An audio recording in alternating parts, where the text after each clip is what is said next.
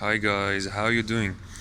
As you can see, this is flap track and it's related to Boeing 737.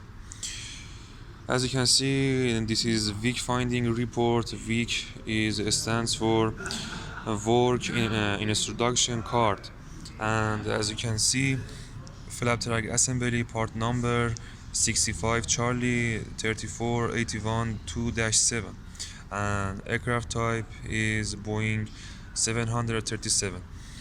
On finding report section, we have deep pitting corrosion on thermal spray coating area, several places as marked. As I told to you, week is stands for work introduction card, and this week is related to outboard flap track.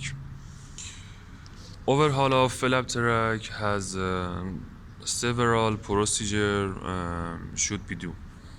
As you can see, that procedures consist of disassemble, clean, check, measuring dimensions, and NDT, and etc. This is a flap track and it's installed on the wing of the aircraft. Have a good time.